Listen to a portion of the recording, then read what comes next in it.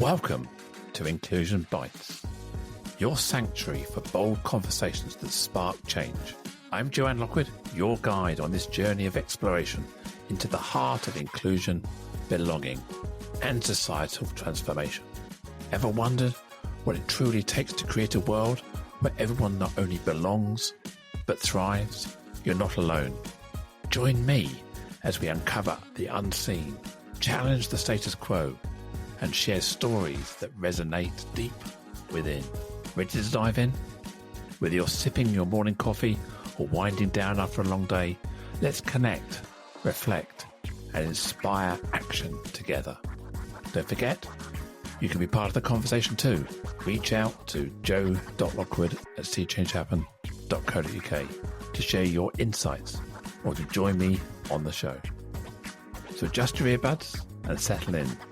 It's time to ignite the spark of inclusion with Inclusion Bites. Today is episode 148 with the title Allyship in Action. And I have the absolute honor and privilege to welcome Julie Kratz. Julie is an allyship and inclusion speaker, consultant, and author who helps leaders foster workplace environments. She is a Forbes contributor and TEDx speaker and draws on her corporate experience to empower organizations with actionable strategies for allyship and belonging. And when I asked Julie to describe her superpower, she said it is her ability to transform allyship into actionable strategies that inspire inclusive leadership. Hello, Julie. Welcome to the show. Thanks so much for having me, Joanne. Absolute pleasure. We just chatted away for probably half an hour in the green room and burned a lot of time. A fascinating conversation. I can't wait to bring some of that into the conversation for our listeners today. So thank you for joining us. So, Julie, you have been on a journey from corporate and you've pivoted to become a leading voice in allyship and inspiring others. So what sparked your passion for creating more inclusive workplaces?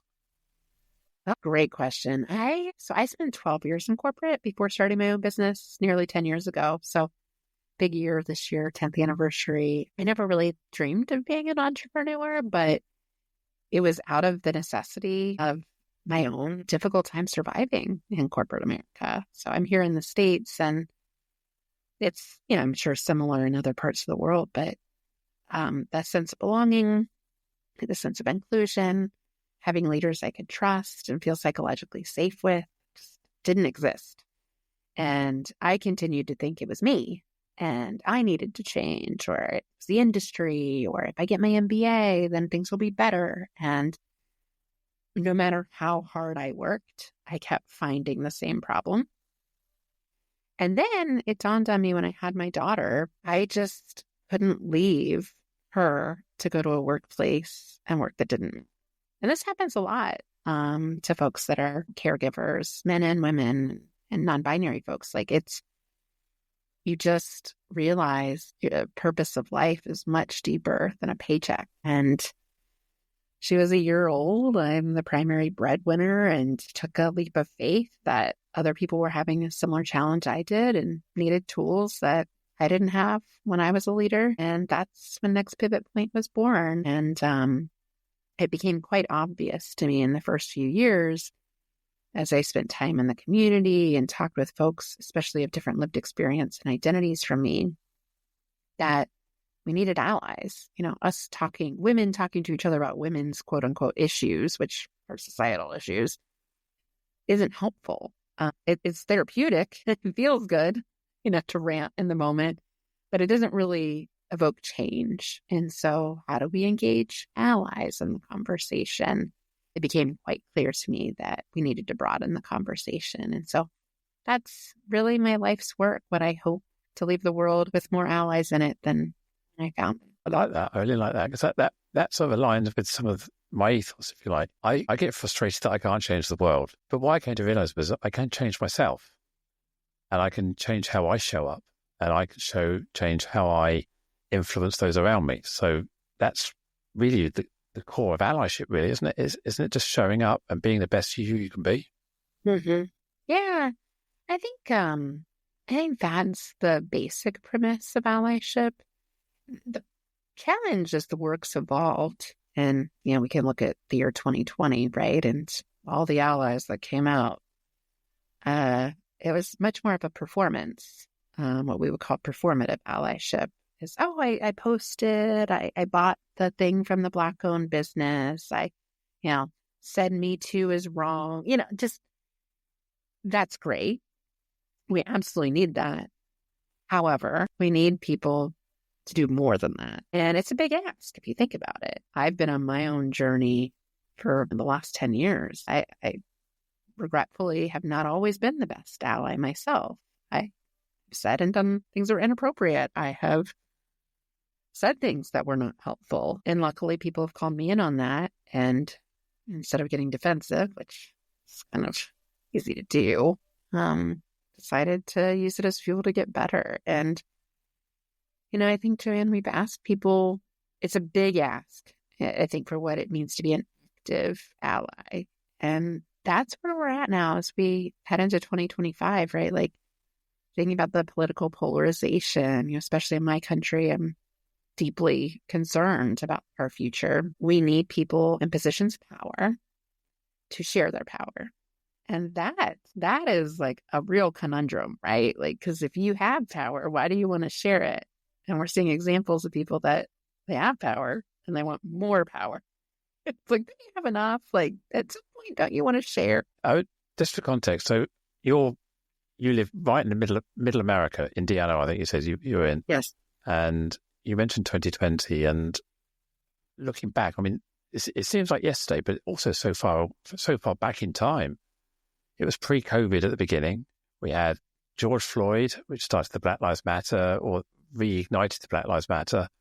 We had Harvey Weinstein and all those other cases around the Me Too, which sparked that in the US and some instances in the UK as well.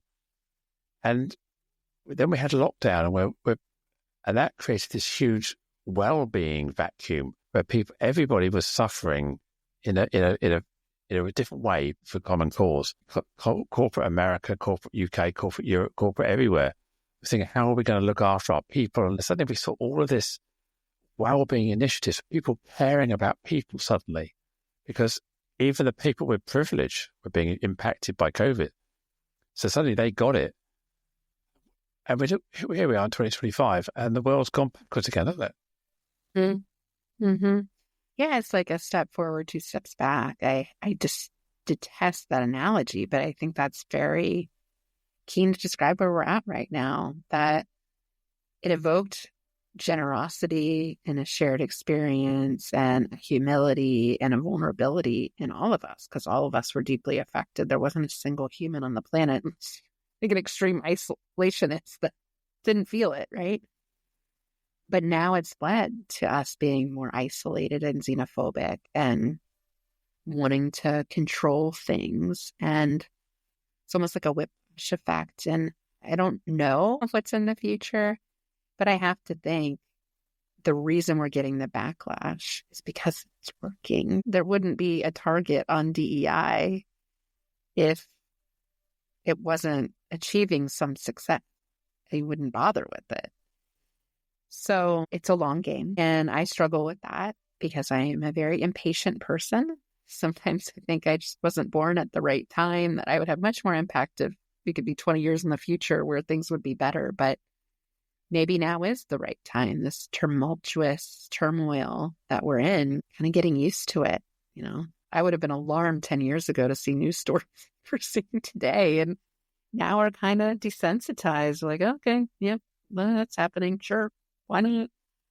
But the silver lining to all of this is change is happening demographically. It's demographics in our country for younger generations are what they are. My daughter's generation, my daughter's 10, it is majority non-white.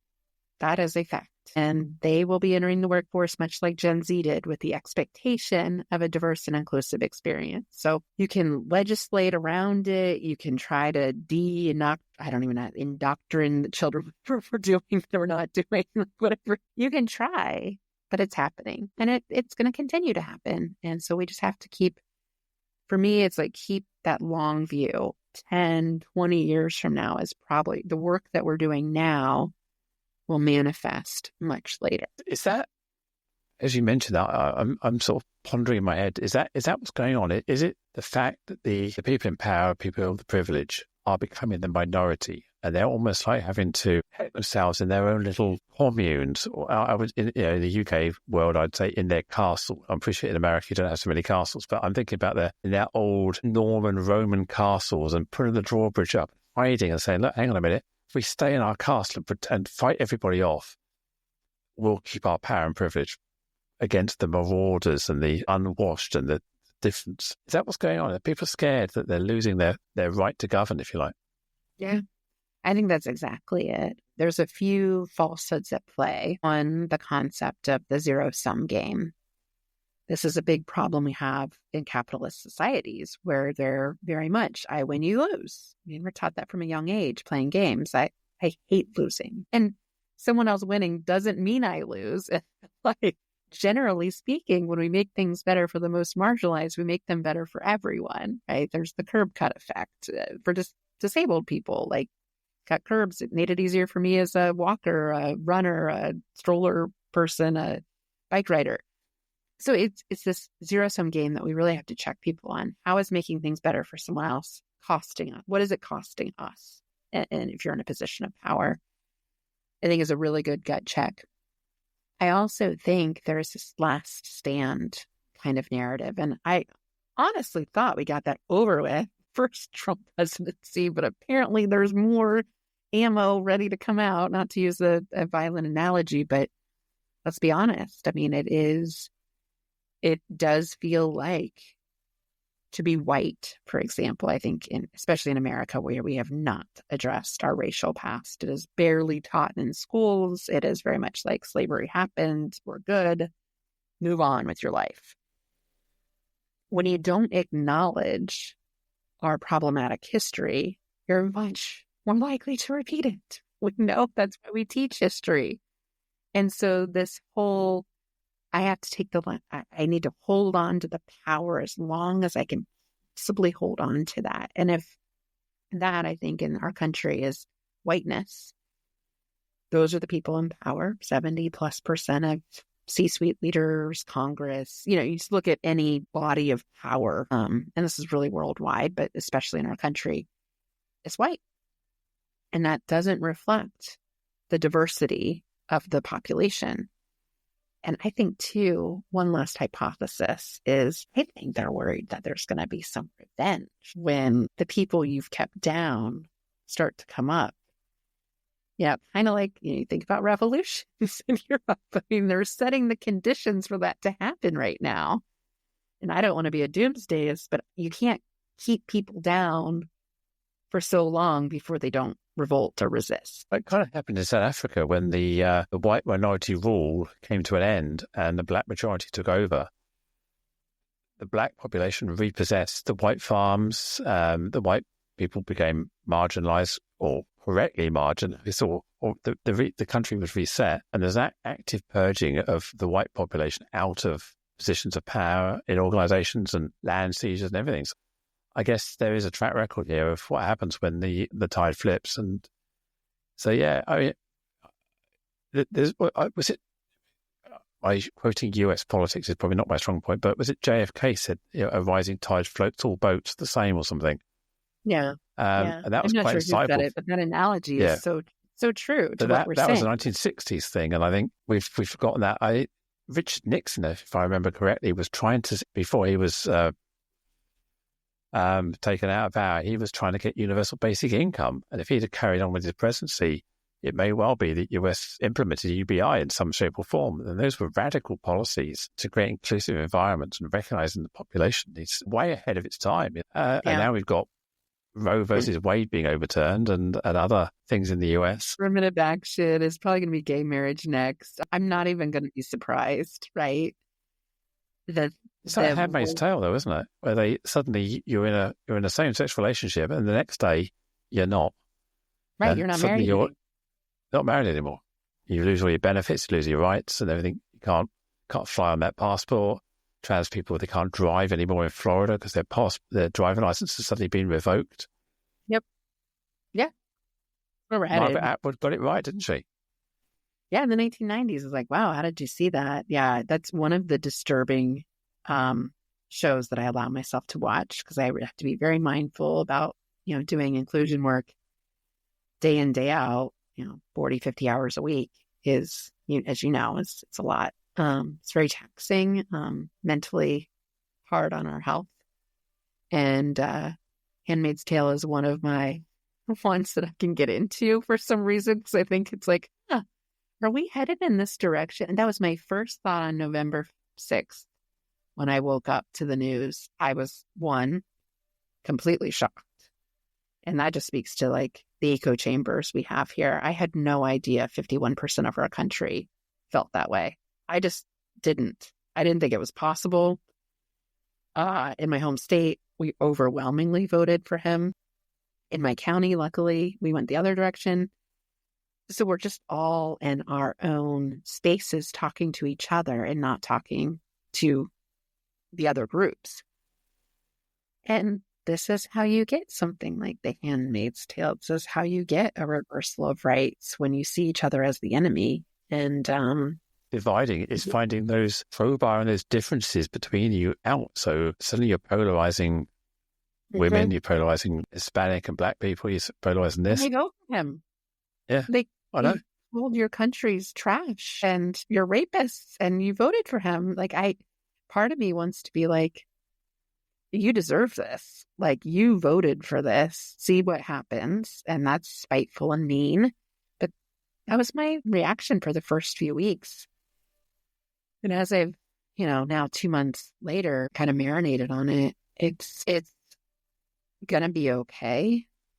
The conditions, what's interesting here in the States, and I know we have a ripple effect across the world, and luckily in the UK where you're at, hopefully you're on the other side of this, I'm hopeful for y'all. But where we're at, we're still here wrestling with this, is he's setting up the conditions for, at a minimum, a deep resistance movement, if not a revolution. And I don't use those words lightly. I don't think we're like civil war, but we're really marching up to something that's going to be a very deep conflict. And we know from the first presidency, Me Too happened his first year. I don't think that's a coincidence when you have a known rapist and sexual harasser in office. And like you said, Black Lives Matter reignited.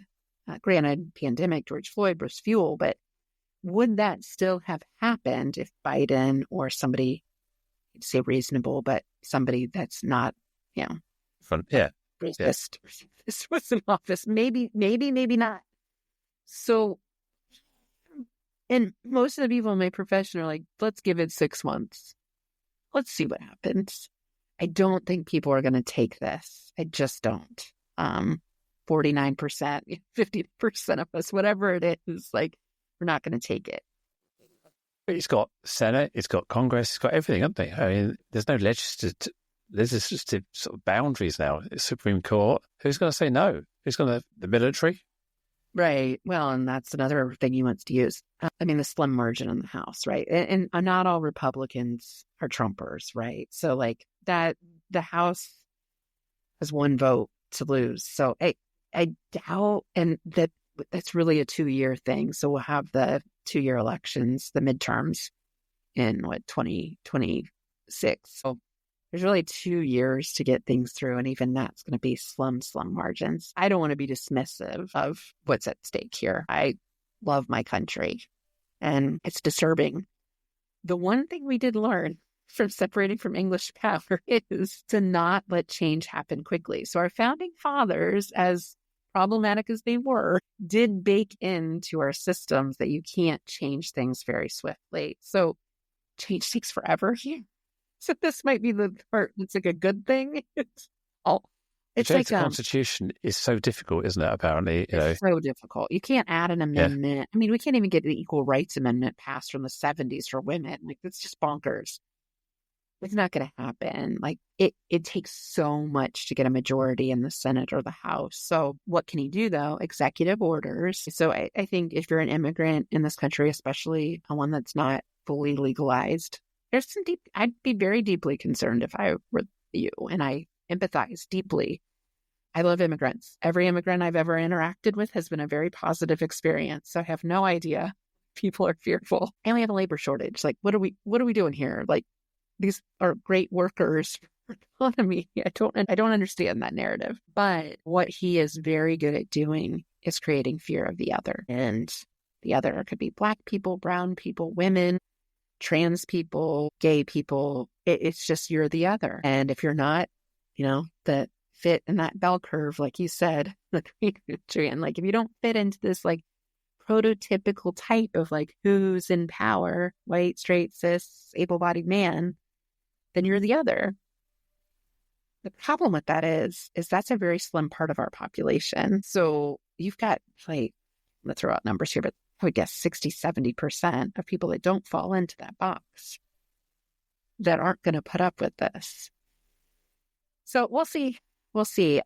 What I do love about my country is we love a good social movement, and we will get one going here. So I have faithfully chosen the word resistance for this year. I can't wait. I will not be starting a resistance movement, but if anyone wants to, please email me. I'll do everything to support you. I just don't want to be that person. Yeah, maybe rather than the term resistance implies a struggle, a fight, those sort of things, maybe friction, slow things down, put sand in the ointment to grit things up a bit, to create noise and to create thinking. I think it's what we're about as DEI practitioners, isn't it, really? It's about stopping, pausing, thinking, reflecting, considering the needs of all, not just the needs of the one. Yeah, it's a bit like Spock on Star Trek. The needs of the one, many outweigh the needs of the one, isn't it? It's trying to go back to that kind of altruistic view of the world. And I think just an understanding of what doesn't benefit me can benefit me, if that makes sense. Like providing, like you said, like universal health care. Like we know everyone was fighting Obamacare back then. I myself wasn't a huge fan of it initially. Now, as a small business owner with a family to support, I am so thankful I have that. And that's not going away. He tried the first, it's not going to go away.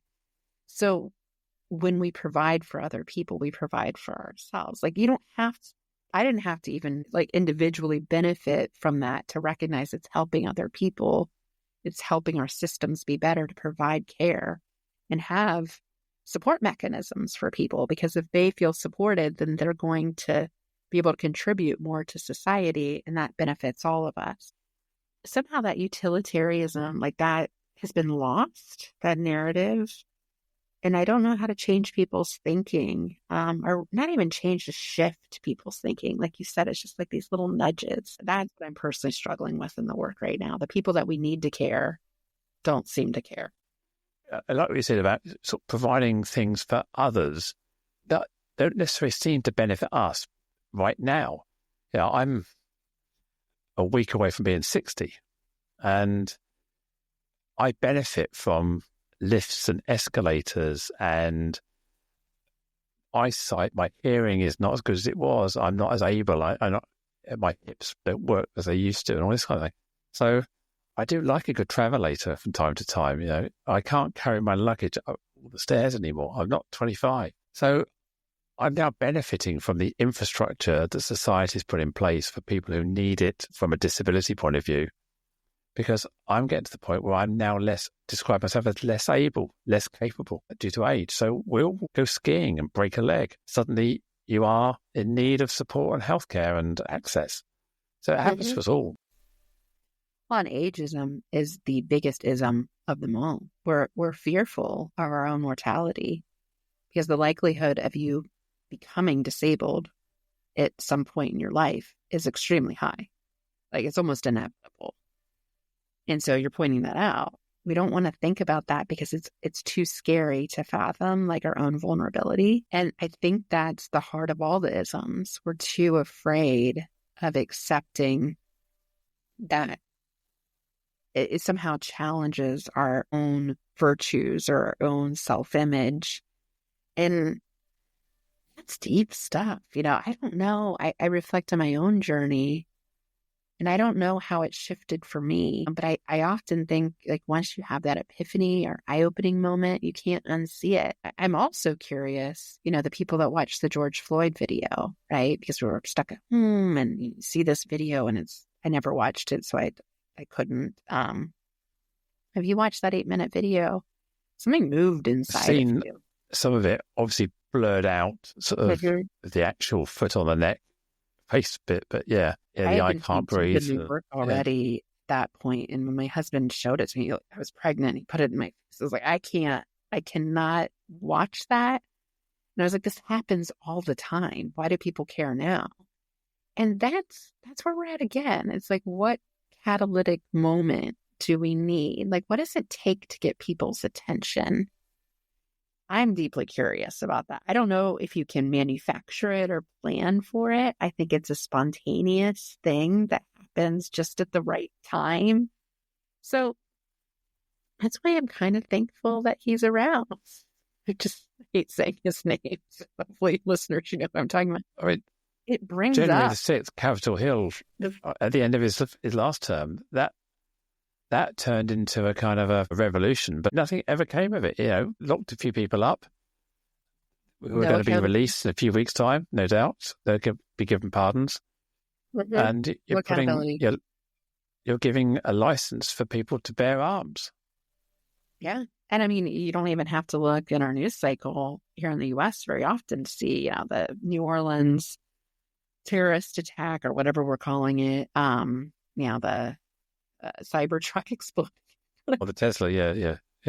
Taking matters into their own hands. It's like vigilantism is just, I mean, hey, if you want guns in people's hands, be prepared for the consequences, which I don't love. But we're just so desensitized to all of these things. It doesn't even faze me anymore. The school shootings still get me because that's just extremely unacceptable for young people. It's crazy.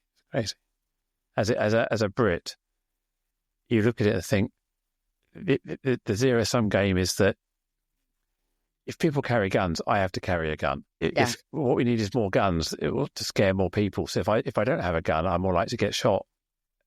I just can't see that game winning. The bigger the gun, everyone has a bigger gun, and at what point do you stop? And apparently, semi-automatic rifles or automatic rifles, machine guns, rocket launchers are kind of American rights to bear arms, apparently. Yeah, I don't see that one changing. There's just too much angst and money. Too much money. The NRA and all this sort of stuff has got politicians. It's like the fossil fuel, petroleum, oil. It's all too ingrained, which is why climate change is being poo-pooed, because there's no money in climate change at the moment, because the people making batteries are the Chinese, not the Americans. Right. Yeah, that's the whole thing too. Yeah, you look at, again, what's happening in LA right now. The city, I feel very empathetic for people, but a fire has never approached the city in this way before. And if climate change is not real, then what the heck's happening? It's interesting to me what we choose to accept. That's just like, yeah, that's just the way it is.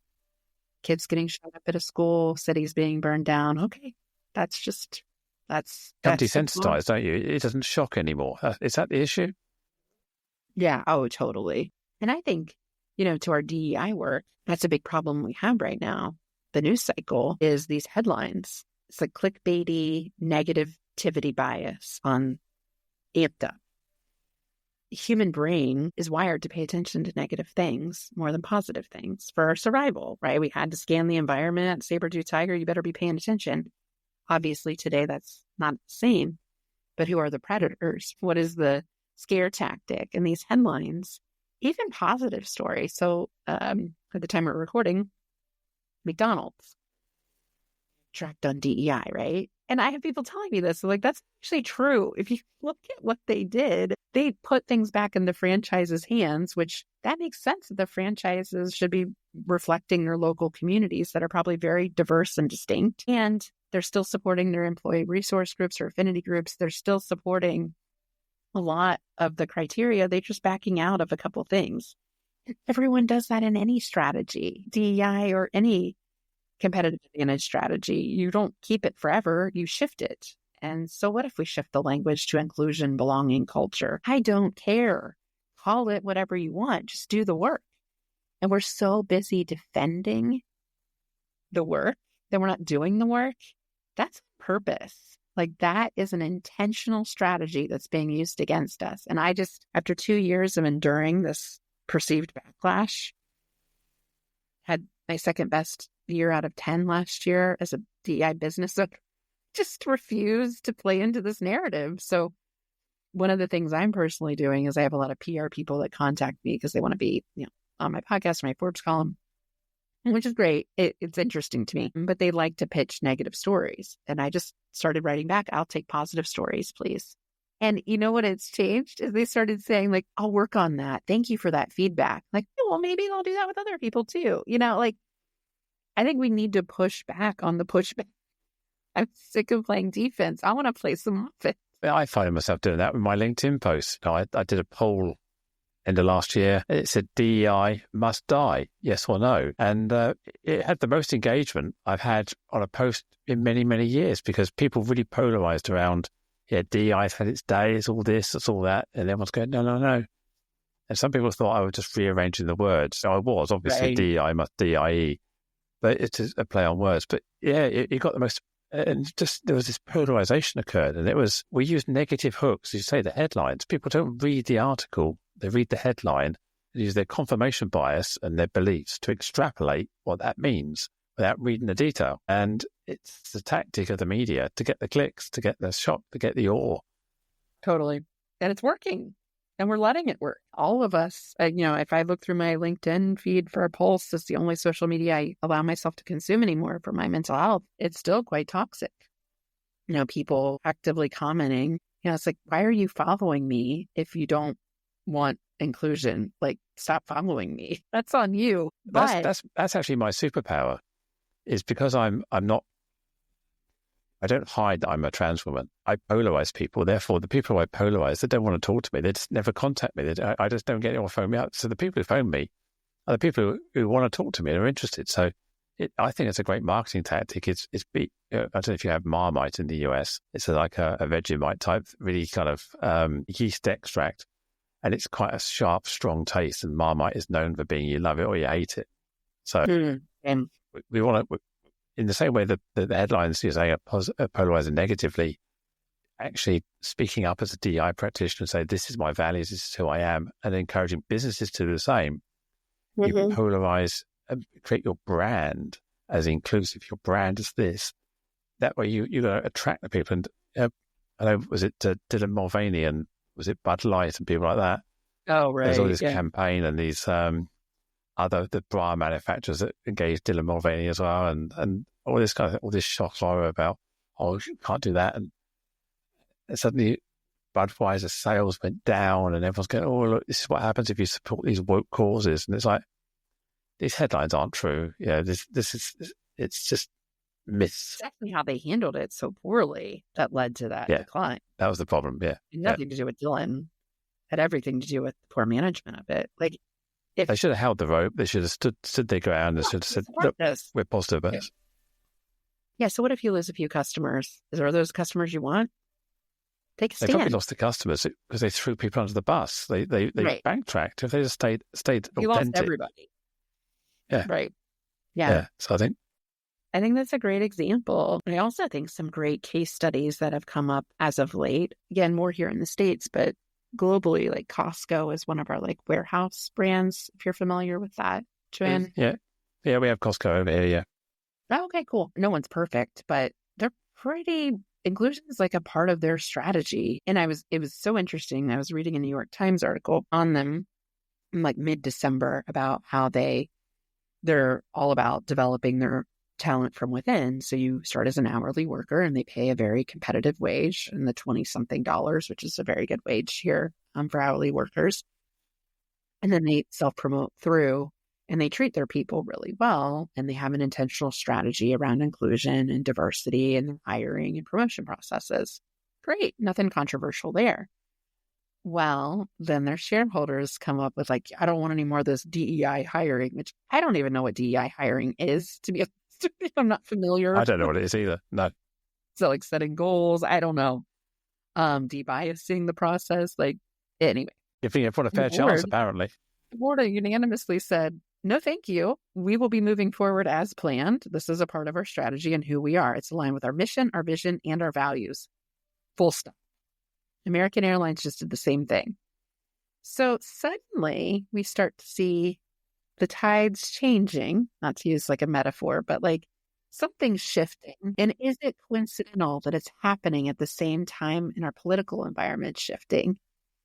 So, to kind of full circle on the silver lining we were talking about at the beginning, I think DEI, if I had a crystal ball and some predictions, we're probably not going to call it DEI anymore, especially here where it might be illegal. I think you already pushed through an executive order that you can't do DEI training if you work with the government. So, okay, we don't call it DEI anymore.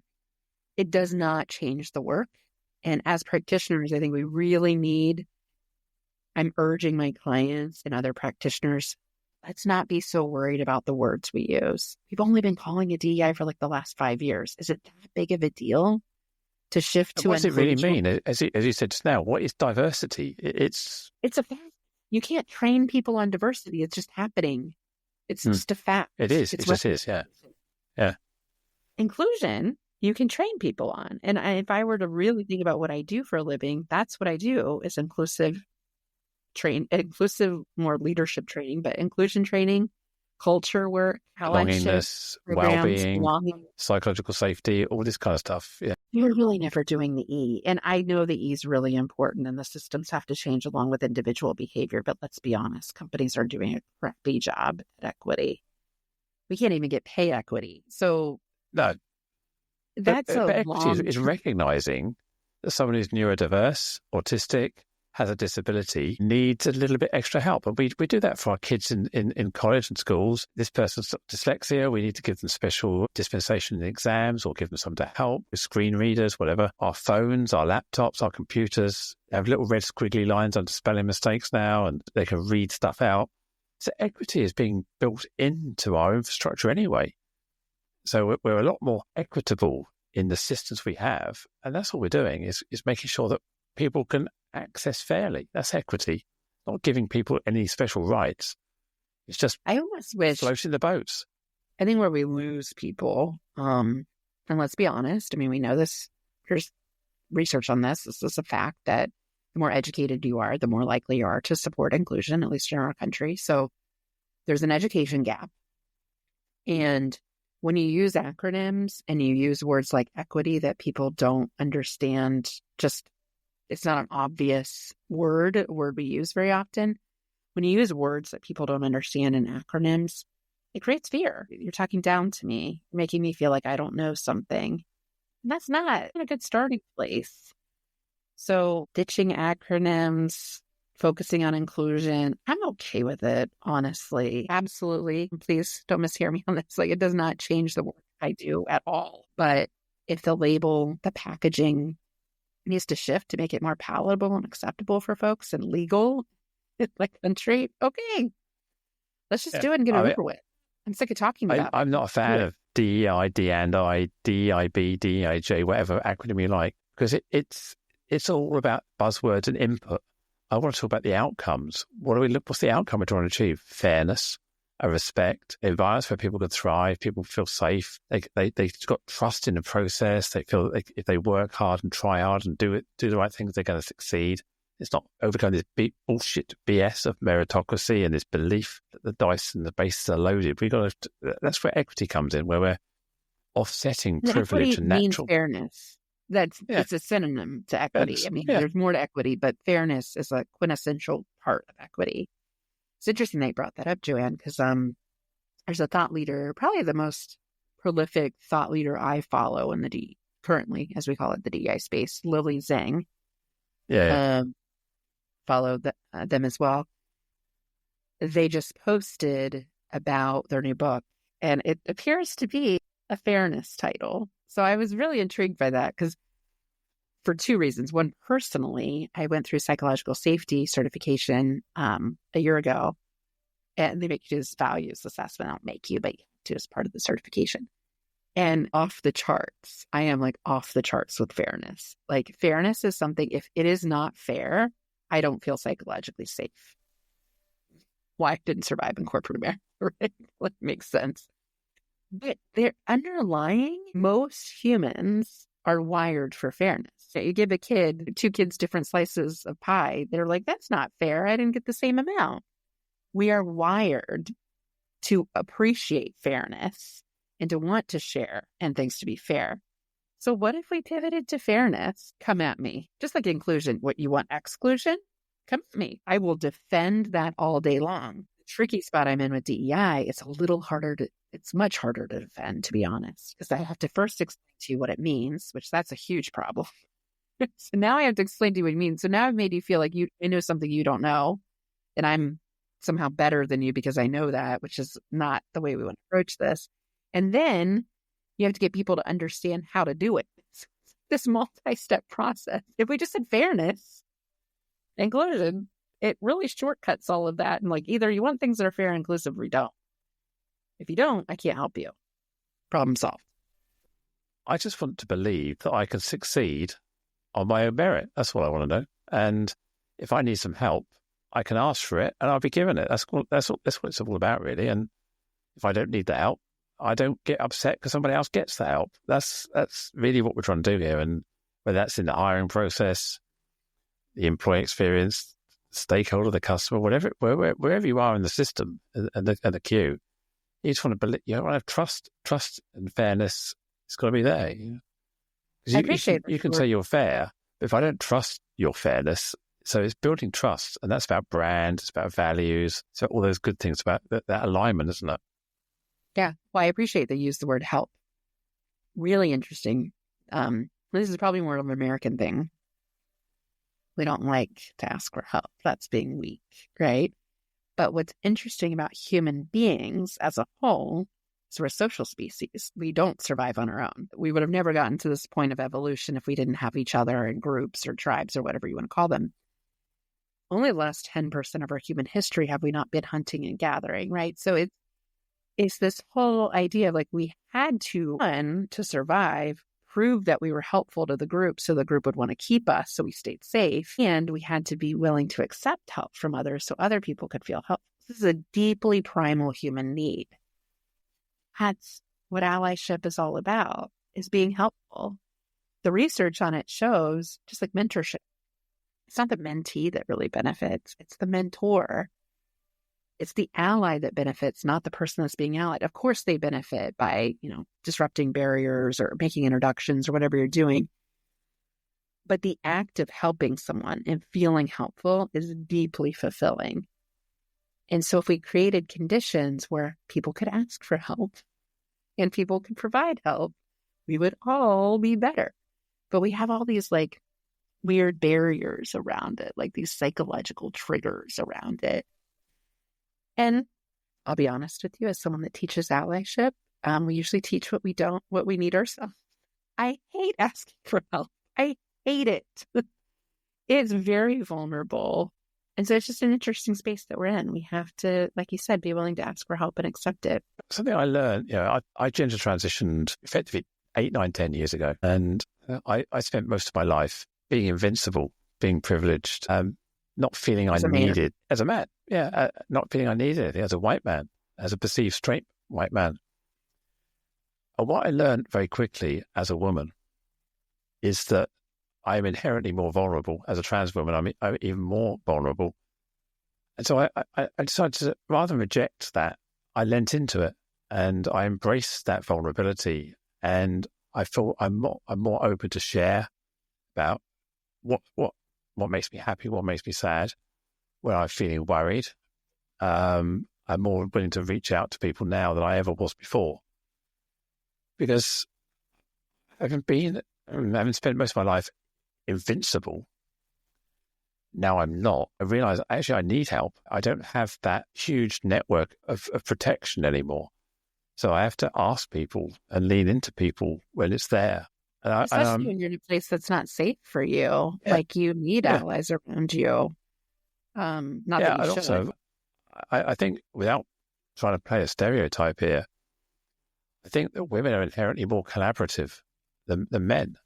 And I've really embraced that side of it, where certainly in DEI or diversity work, or the work we're both in, it's not a competitive sport. We all want everybody to win and succeed. So it's an inherently more collaborative network of people I'm part of. So the collaboration, the helping, the working on each other resonated with that more. So I'm more willing to, as I say, open myself up, be vulnerable and ask for help than I ever have been in my past life.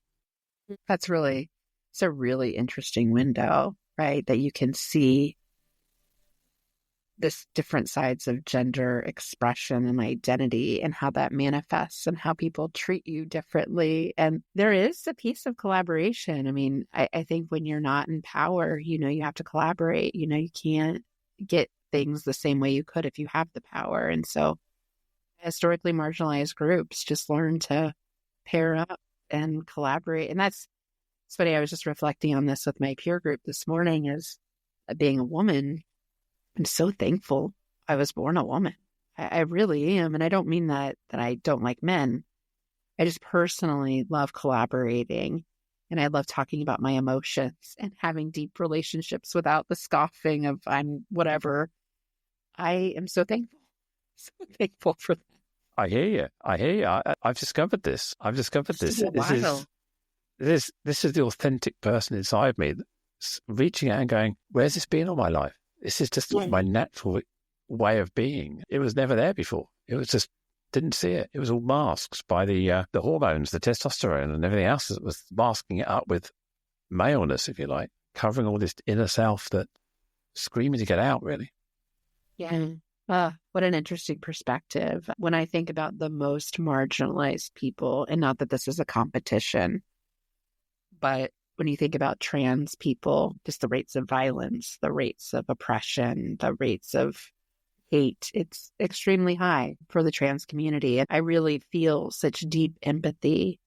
I also understand the fear that straight cisgender people have about it because they don't understand it. And you and I were talking in the green room about this. You're like, I don't understand it either.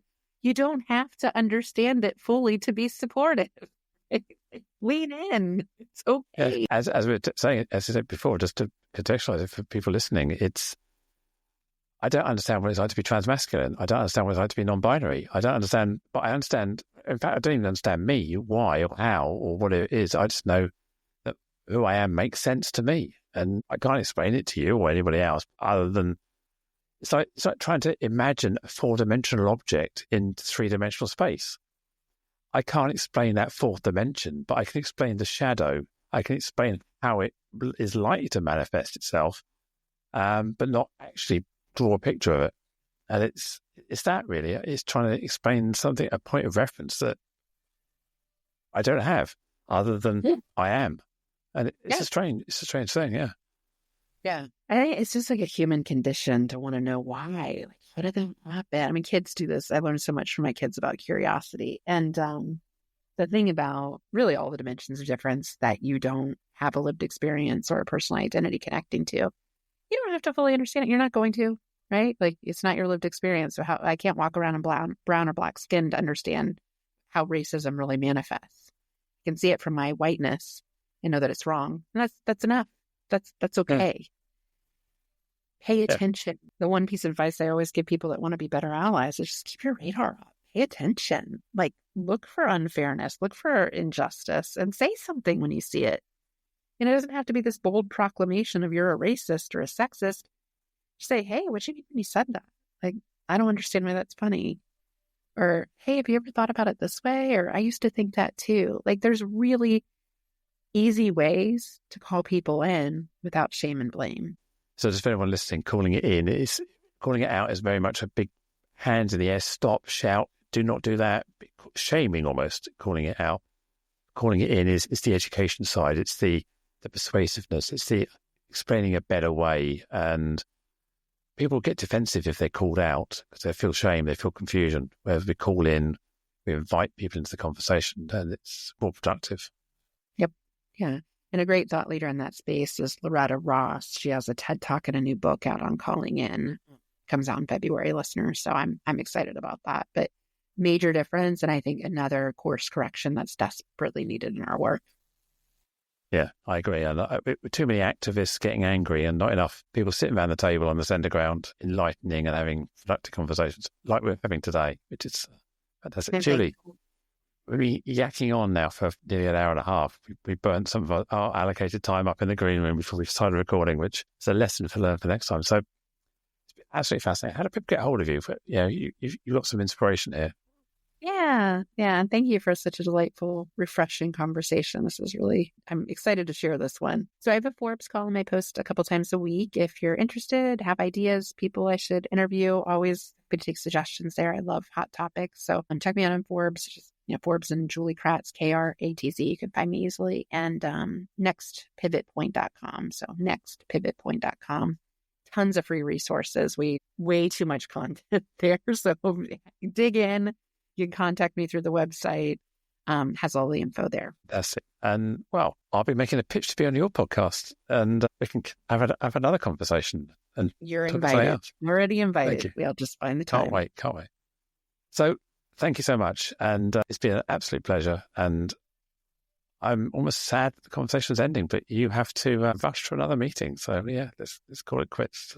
Thank you, Julie. Part 2, or to be continued, listeners. As we bring this conversation to a close, I want to express my deepest gratitude to you, our listener, for lending your ear and heart to the cause of inclusion. If today's discussion struck a chord, consider subscribing to Inclusion Bites and become part of our ever-growing community, driving real change. Share this journey with friends, family, and colleagues. Let's amplify the voices that matter. Got thoughts, stories, or a vision to share? I'm all ears. Reach out to joe.lockwood@seechangehappen.co.uk and let's make your voice heard. Until next time, this is Joanne Lockwood, signing off with a promise to return with more enriching narratives that challenge, inspire, and unite us all. Here's to fostering a more inclusive world, one episode at a time. Catch you on the next bite.